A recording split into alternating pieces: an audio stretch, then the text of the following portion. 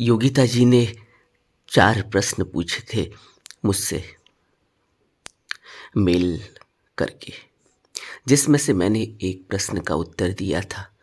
आज मैं उनके दूसरे प्रश्न का उत्तर दे रहा हूँ।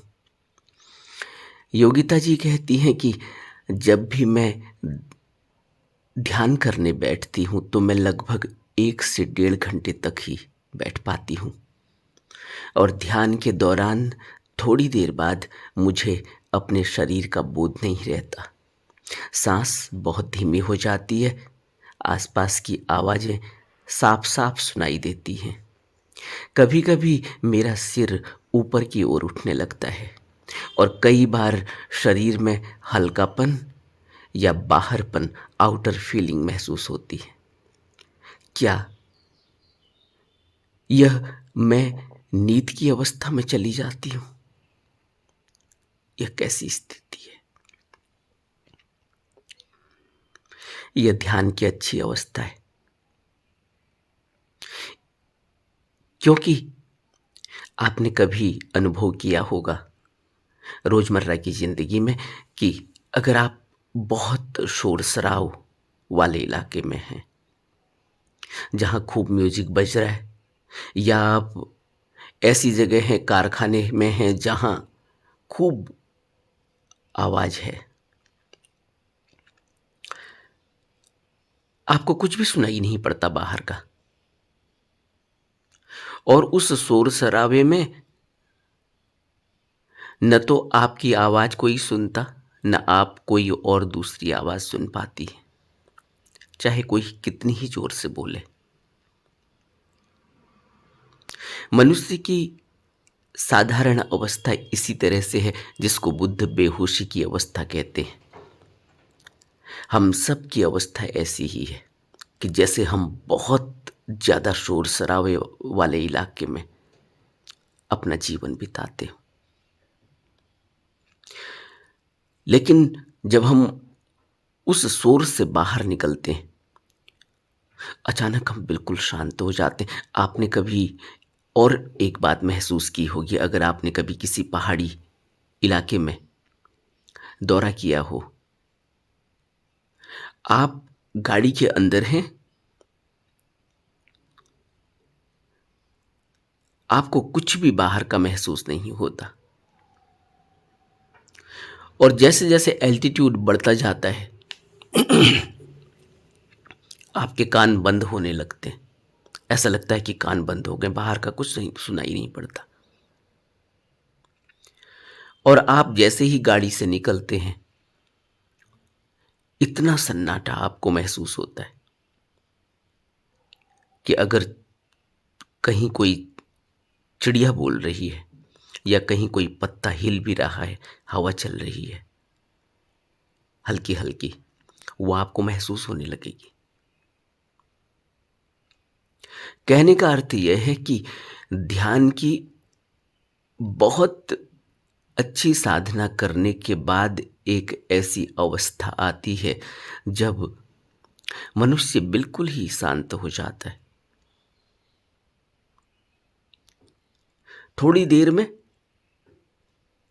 ध्यान में बैठते ही थोड़ी ही देर में उसे पता ही नहीं चलता कि शरीर कहाँ गया। ऐसा लगता है उसे कि जैसे वो लॉस्ट हो गया, क्योंकि उसे यह भी पता नहीं चलता कि वो अपनी सांस पर ध्यान केंद्रित कर रहा था, सांस पर ध्यान केंद्रित हो रहा है, नहीं हो रहा है, शरीर कहाँ है, कुछ पता नहीं है। बस इतना पता चलता है कि सांस तो बहुत हल्की हो गई, और बाकी ऐसा लगता है जैसे वो लॉस्ट हो गया। कहाँ गया, कोई पता नहीं। इस अवस्था को नींद में गई जैसी अवस्था कहते हैं, लेकिन यह नींद में गई हुई अवस्था नहीं है। यही फर्क है, क्योंकि इसमें हम इतने अलर्ट होते हैं कि हमें बाहर की समस्त गतिविधियों का पता रहता है, लेकिन एक्शन कुछ नहीं होता। एक्शन कौन करता है? साधारणतः एक्शन कौन करता है? मन एक्शन करता है। शरीर का मूवमेंट तो बाद में होता है, पहले मन एक्शन करता है। अच्छा, बाहर से आवाज आ रही है, दरवाजा खुला है, मन पहले ही आपको बता देगा कि ओह, यह तो उनके आने का टाइम है, शायद उन्होंने दरवाजा खोला है। कभी आपने देखा बाहर गेट खुला, पहले ही मन कहने लगेगा ओह, उनके ऑफिस से आने का टाइम हो गया, या पक्का यह पड़ोस से कोई आया है, वही आई होगी जो रोज आती है, या वही आया होगा जो रोज आता है, कभी कभी आता है ऐसे ही हालचाल लेने के लिए, या कभी कोई वैसे ही बैठने के लिए आता है आस पड़ोस से। वो मन पहले ही बता देगा, दरवाजे में खट हुई नहीं, वो उससे पहले बता देगा कि वो आए होंगे। मन इतना तेज चलता है, हम अंदाजा भी नहीं लगा पाते कि ये कितनी तेज चलती है, क्योंकि हमारे लिए वो बहुत ही नॉर्मल हो जाता है कि हमने कभी उस बारे में चिंतन किया ही नहीं। लेकिन जब हम ध्यान पर बैठते हैं तब हमें यह महसूस होता है कि आसपास की आवाजें सब सुनाई पड़ रही हैं, लेकिन मन वहां नहीं जा रहा है, मन उसको कोरिलेट नहीं कर रहा है, अभी चुप हो गया। यह चुप होने की अवस्था इतनी आसान नहीं है, कई साल लग जाते हैं। और चुप होने की अवस्था जैसे जैसे कितनी छोटी होगी, कितनी बड़ी होगी, यह भी इस बात पर निर्भर करता है कि मनुष्य का पूरा रूटीन कैसा है। क्योंकि जीवन में साधारण परेशानियां तो चलती ही रहती हैं, उठापटक चलती ही रहती है, कभी सुख आता है, कभी दुख आता है, कभी नोक झोंक होती है, कभी कहासुनी होती है, कभी कुछ अच्छा लगता है, कभी कुछ नहीं लगता। क्योंकि मन एक साइकिल पर चलता है, बॉडी एक साइकिल में चलती है।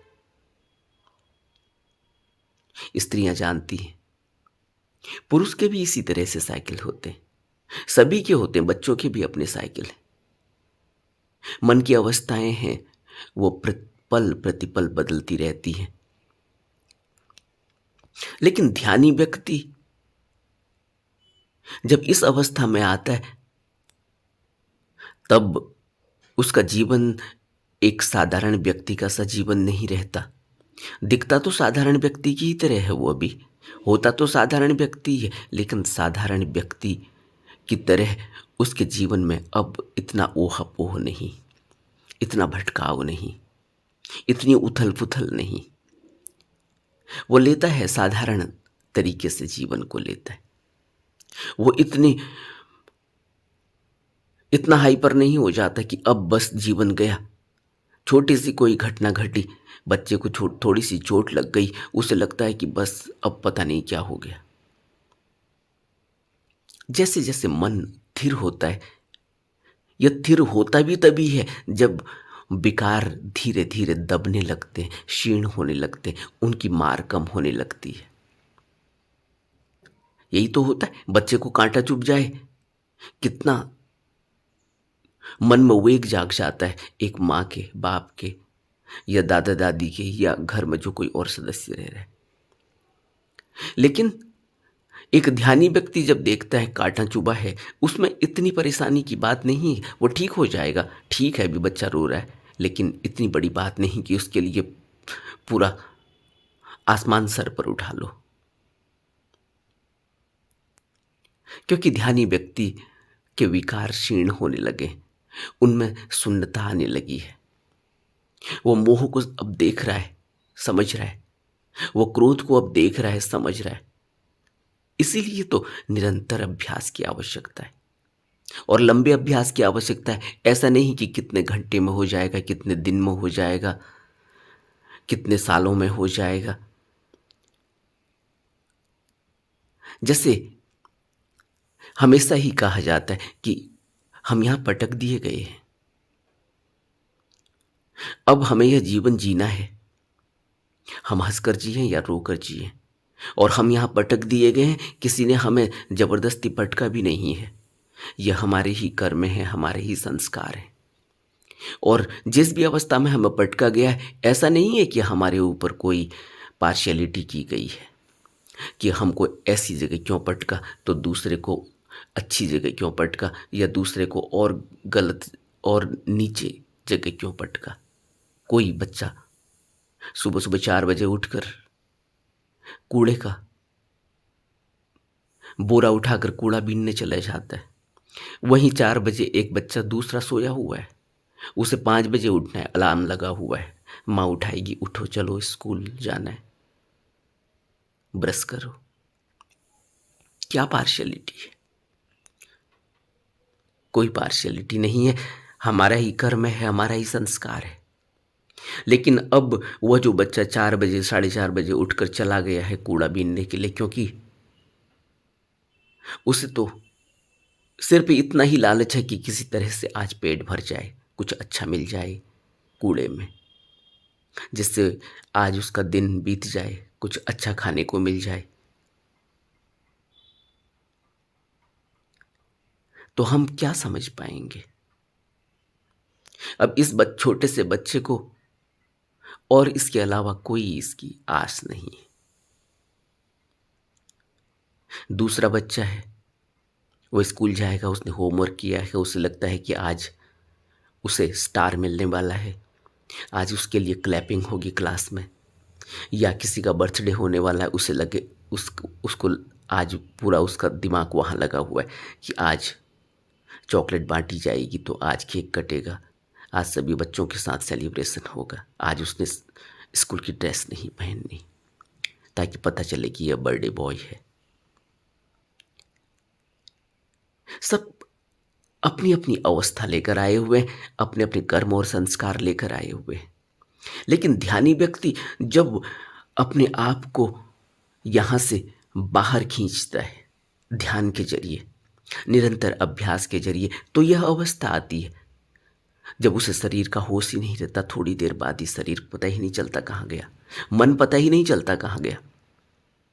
बाहर आवाज आ रही है, किसी ने गेट भी खटखटाया है, कोई गेट से अंदर भी आया है, किसी ने बेल भी बजाई है, लेकिन मन बिल्कुल सुन्न हो गया।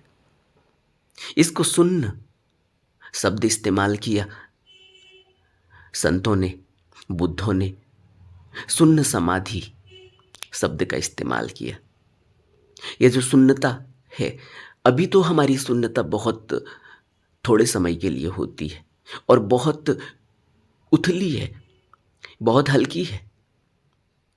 थोड़ी ही देर में यह उथलापन होने की वजह से ये टूट जाएगी। लेकिन एक गहराई आती है, एक वक्त ऐसा आता है, लगातार ध्यान साधना में डूबते डूबते जब दिनों का पता नहीं चलता, ऐसी भी अवस्था है। और हमने सुना भी है, हमने पढ़ा भी है, शायद हमने देखा ना हो कि व्यक्ति कई दिनों तक ध्यान में रहता है। और हमने सुना भी है, पढ़ा भी है कि व्यक्ति ध्यान करते करते तिब्बत में और नेपाल में और ऊपर के पहाड़ी इलाकों में ऐसे ऐसे अभ्यासियों की खबर हमने पढ़ी है, सुनी है कि वो ध्यान में ही उनका शरीर छूट गया। ध्यान में शरीर छूट जाए बहुत ऊंची अवस्था है।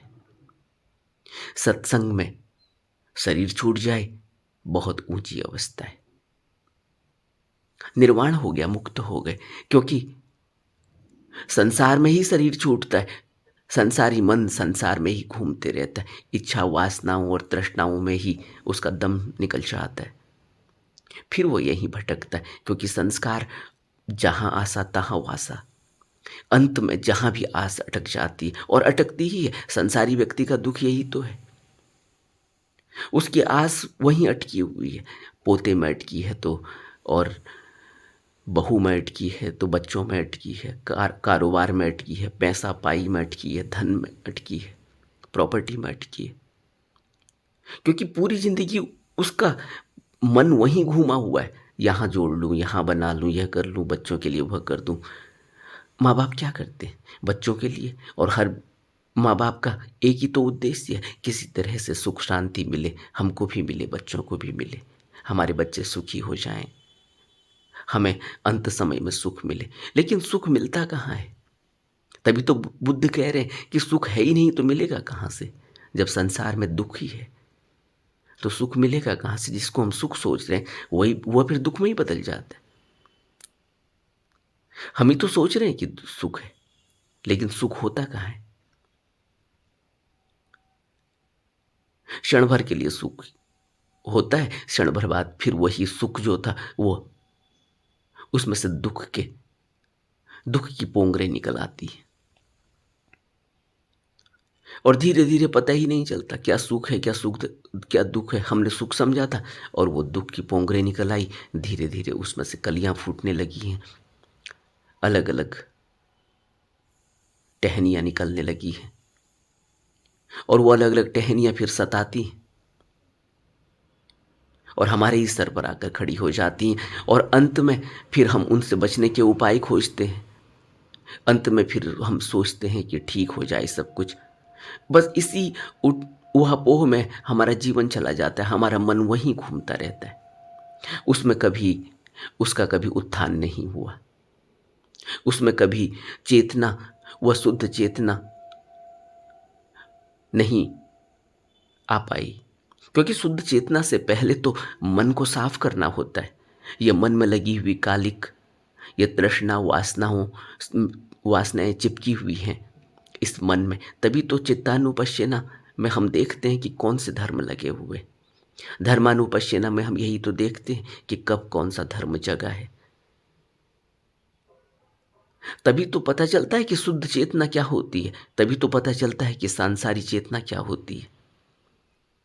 तो जैसे ही थोड़ी सुन्नावस्था आती है, जो इनका प्रश्न है, वहां हम थोड़ी देर के लिए लॉस्ट हो जाते हैं। लेकिन वो लॉस्ट नहीं है।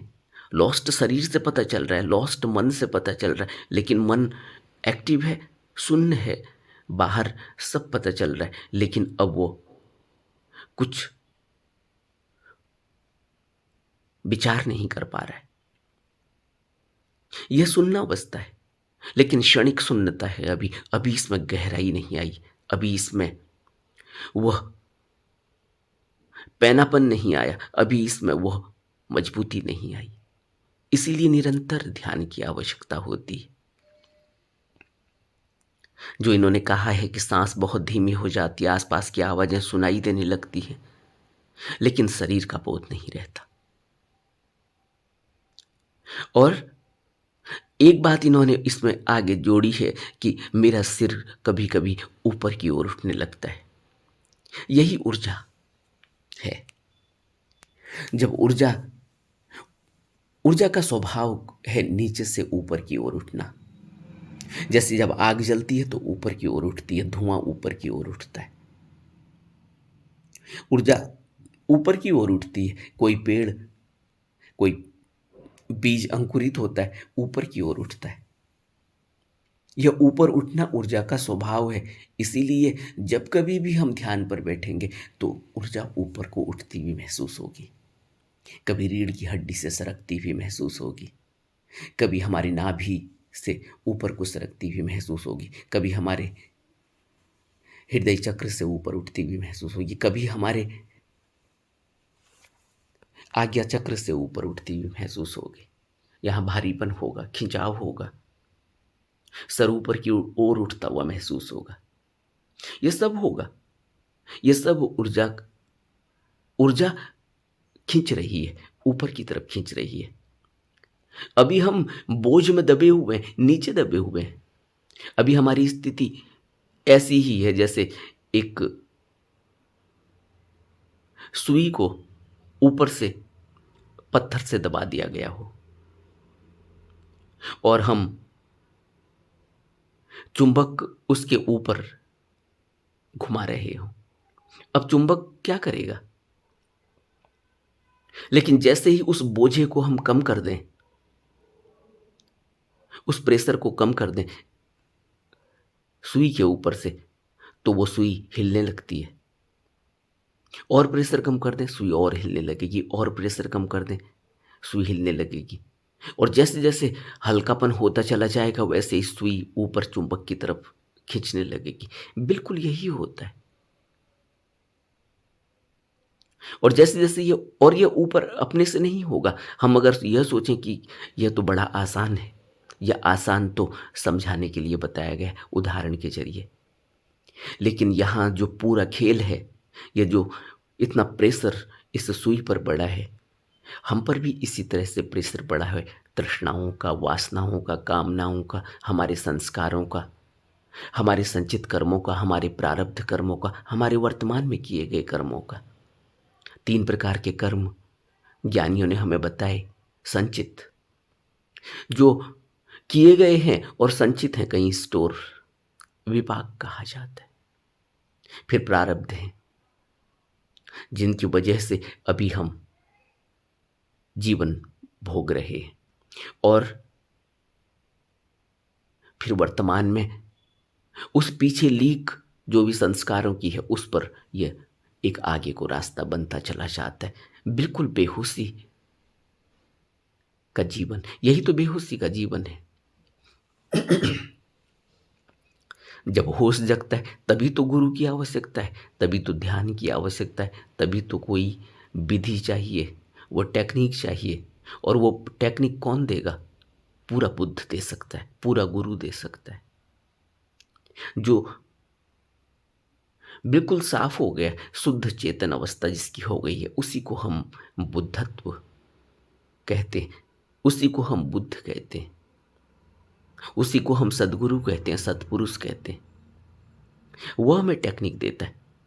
अब टेक्निक भी देता है और साथ में उसके सानिध्य में हमारे ऊपर रंग चढ़ने लगता है। इसीलिए तो शरण चाहिए, सानिध्य चाहिए, संघ चाहिए, सत्संग चाहिए, संगति चाहिए। ऐसे ही नहीं है यह कोई ऐसे कोई अपना प्रचार प्रसार नहीं किया है उन्होंने, उनको कोई प्रचार प्रसार की आवश्यकता नहीं। बुद्ध को क्या प्रचार प्रसार की आवश्यकता है? और जरा सोचो, बुद्ध ने सबसे पहले 60 लोगों को तैयार किया और उनको 60 लोगों को जगह जगह अलग अलग दिशाओं में भेज दिया ताकि वो प्रचार प्रसार कर सकें धम्म का। तो क्या उद्देश्य था बुद्ध का? अपना प्रचार प्रसार करना, अपने अहंकार को और बलवान कर देना, अपना प्रचार करना कि कोई बुद्ध ऐसा पैदा हो गया, आओ उसके पास। यही बात हमें समझने जैसी है। उसके बाद इन्होंने लिखा हुआ है कि कई बार शरीर में हल्कापन या आउटर फीलिंग महसूस होती है। यह हल्कापन जैसे जैसे ऊर्जा ऊपर को खींचेगी हल्कापन हो जाएगा। अभी जो भारीपन है ये यही है, विकारों का है। और ये विकार, ये संस्कार बार बार दबाते हैं। ऐसा नहीं है कि आज हल्कापन हो गया, आज ध्यान खूब अच्छा लगा है तो कल भी ऐसे ही लगेगा, फिर बोझा लग जाएगा, फिर वो संस्कार कोई हरा हो जाएगा। यह ऐसे ही है जैसे किसी को तपेदिक हो जाए और डॉक्टर उसको कहे कि तुम्हें 9 महीने की दवा खानी पड़ेगी, और वो कहे कि नहीं नहीं 9 महीने की दवा का क्या क्या ज़रूरत है, मैं तो 1 महीने में अच्छा महसूस कर रहा हूँ। तो डॉक्टर कहेगा नहीं, ये 1 महीने में जो तुम्हें अच्छा महसूस हो रहा है ये तो अभी ऊपर के जम्स मरे हैं, और जम्स साइकिल में मरते हैं। इसीलिए तो डॉक्टर पहले 1 महीने दवा देगा, उस तरह की एंटीबायोटिक देगा, फिर 15 दिन की देगा, फिर 7 दिन की देगा, फिर 3 दिन की देगा, फिर 1 दिन की देगा। इस तरह से उस साइकिल में वो जम्स मरते हैं। वो जम्स फिर पैदा होते रहते हैं, उनका साइकिल है। इसलिए डॉक्टर कहता है कि 9 महीने तुम्हें लगातार दवा खानी पड़ेगी और दवा छोड़ना मत। अगर दवा छोड़ी, अभी खाई और अगले दिन नहीं खाई, फिर अगले दिन खा ली, तो जो पहले दिन खाई है उस खाने का कोई फ़ायदा नहीं, क्योंकि अगले दिन खाई ही नहीं। जिस साइकिल में वो जम्स मरने चाहिए थे वो साइकिल पूरा नहीं हुआ, इसलिए वो फिर से दोबारा पैदा हो जाते। इस तरह का जीवन यहाँ हम जब ध्यान करते हैं तो हमें बिल्कुल इसी जीवन को जीने की आवश्यकता है। हमें इसी तरह से अपने रोग को, अपनी बीमारी को, अपने इस धरातल पर हमारे ऊपर चढ़े हुए प्रेशर, बोझ को दूर करने की आवश्यकता है। इसके लिए हमें बहुत लंबा अभ्यास, और बुद्ध तो कहते हैं तब तक जब तक कुछ करने को शेष न रह जाए। यहाँ 9 महीने का सवाल या 1 महीने का सवाल या 1 साल का सवाल नहीं है। यहाँ कितने घंटे ध्यान करना है इसका सवाल नहीं है। यहाँ तो पल पल ध्यान में रहना होता है, तभी तो संस्कार नहीं लगेंगे। नहीं तो हर अगला संस्कार हमें फिर आगे की तरफ धकेल देगा, एक रास्ता बना देगा। इसीलिए तो पल प्रतिपल ध्यान में रहने की आवश्यकता है, होश में जीने की आवश्यकता है। और जैसे जैसे हमारा यह होश बढ़ता चला जाएगा, जो ध्यान में घट रहा है, आगे इन्होंने प्रश्न पूछा है उसमें और इन्होंने जिक्र किया है, उसको मैं बाद में लूँगा। लेकिन यह अवस्था धीरे धीरे ऐसे बनती है। तो जो इन्होंने अंत में पूछा है कि क्या यह मैं नींद की अवस्था में चले जाती हूँ, नहीं, यह नींद की अवस्था नहीं है। अगर नींद की अवस्था होती तो फिर बाहर की आवाज़ें कैसे पता चलती? अगर नींद की अवस्था होती तो फिर छोटी सांस चल रही है यह कैसे पता चलता? नींद में थोड़ी यह पता चलता है। नींद तो परम बेहोशी की अवस्था है, और ध्यान परम शुद्धि की अवस्था है, होश की अवस्था है। हालांकि यह अभी बहुत क्षणिक है, इसमें बेहोशी सी मालूम पड़ती है, लेकिन और अवस्था आएगी जहाँ पर शरीर का होश नहीं रहेगा, जहाँ पर मन का होश नहीं रहेगा, जहाँ पर किसी भी बात का होश नहीं रहेगा, लेकिन एक शुद्ध चेतना, एक जागरण चलता ही रहेगा। और कबीर तो कहते हैं कि चींटी की आवाज़ भी आती है तो चींटी के चलने की आवाज़ का भी पता चलता है। चींटी के पग भी अगर बढ़ रहे हो तो वह भी पता चलते हैं। ऐसी भी अवस्थाएं हैं। लेकिन निरंतर ध्यान के बाद यह सब अनुभव होता है, आप अच्छी अवस्था में हैं। ध्यान नहीं छोड़ना, अपने ध्यान को जीवन का एक अंग समझ लेना है, अंग बना लेना है। जैसे भोजन की अनिवार्यता है और हमें सांस लेकर जीवन जीने की अनिवार्यता है, उसी तरह से हमें ध्यान की अनिवार्यता है। ध्यान तो भोजन है, ध्यान मन का भोजन है। शरीर के लिए हमें बाहर के भोजन की आवश्यकता होती है, और मन के लिए हमें ध्यान की आवश्यकता है। मन का शुद्धिकरण ध्यान से होता है, और शरीर का शुद्धिकरण नहाने से होता है, साफ सुथरा रहने से होता है। इसीलिए तो संतों ने कहा कि तुम बाहर सरोवरों में जाकर स्नान करते हो, तीर्थ स्थानों में जाकर स्नान करते हो, इससे शरीर की मैल तो तुम्हारी धुल जाएगी, लेकिन मन की मैल धुलने के लिए तो ध्यान चाहिए। और बगैर ध्यान के कोई व्यक्ति अगर सरोवरों में और तीर्थ स्थानों में जाकर स्नान करता रहे, उसका मन का मैल साफ नहीं होता, उसके अंदर कुछ भी प्रगति नहीं होती, उसका जीवन नहीं बदलता।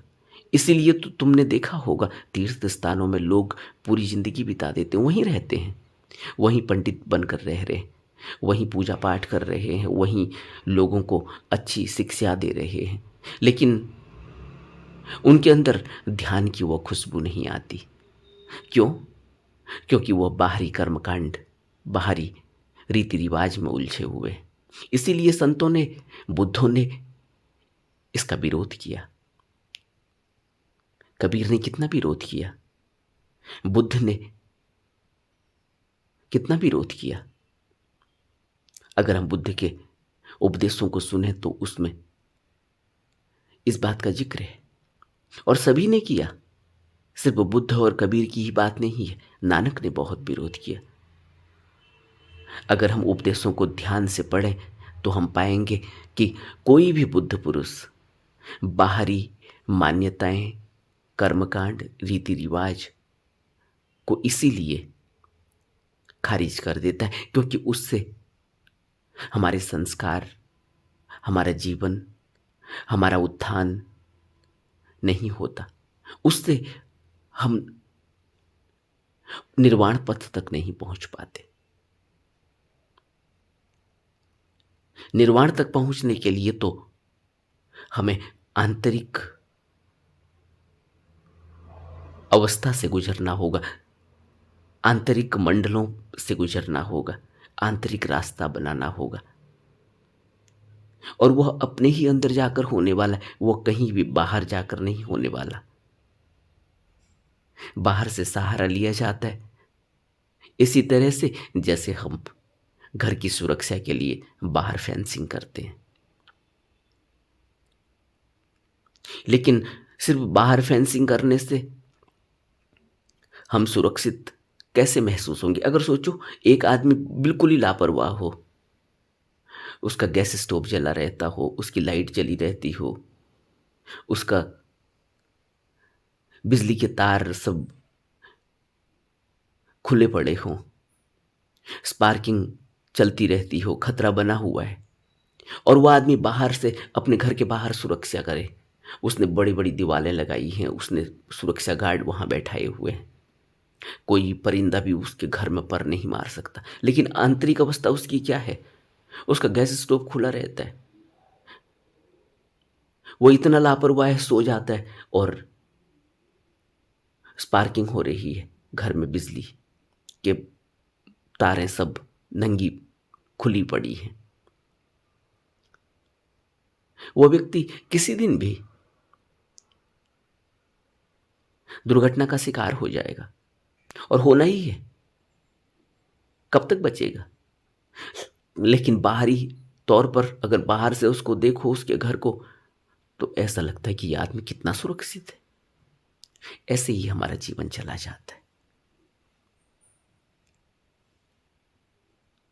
आप अच्छी अवस्था में हैं, इस अवस्था को ऐसे ही कंटिन्यू करते रहें, लेकिन कभी भी यह विचार मन में ना आए कि अब मुझ में कुछ खास हुआ। कुछ भी ऐसा विचार ना आए कि अहंकार बलवती होने लगे, कि तुम कुछ खास हुए, तुम कुछ अच्छा कर रहे हो। मन में प्रसन्नता, प्रफुल्लता, मन में उत्साह जरूर होना चाहिए, मन में दृढ़ संकल्प जरूर होना चाहिए, उत्साही होना चाहिए आदमी, तभी ध्यान कर पाता है। लेकिन ऐसा नहीं कि अब वो और ज्यादा उत्तेजित हो जाए। ऐसी उत्तेजना कि अगर न हो सके, न बैठ सके, तो उसके अंदर कोई गिल्टी फीलिंग आ जाए। ग्लानि नहीं होनी चाहिए, क्योंकि यह निरंतर ध्यान करने की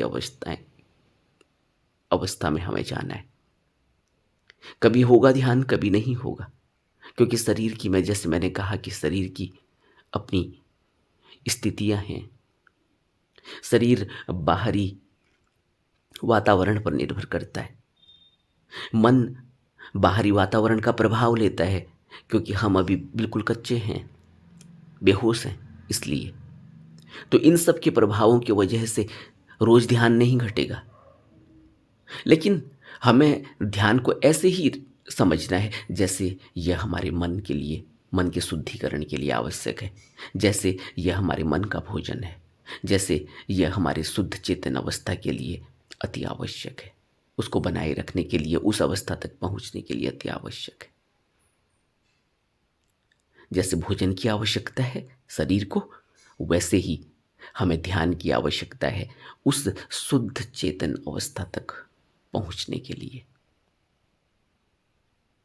ऐसे ही ध्यान करते रहना है, लगातार करते रहना है, बिना किसी आशा अपेक्षा के करते रहना है, क्योंकि यह हमारे जीवन मृत्यु का सवाल है, यह हमारे उत्थान का सवाल है, यह हमारे निर्वाण का सवाल है, यह हमारे भवचक्र से, दुख से मुक्ति का सवाल है। इसलिए यह हमें अपने लिए करना है, दिखावे के लिए नहीं करना, दूसरे के लिए नहीं करना, क्योंकि सब अपने संस्कारों से जुड़े हुए हैं, सब अपने कर्मों से जुड़े हुए हैं। हमें तो अपने लिए करना है। नमो बुद्धाय।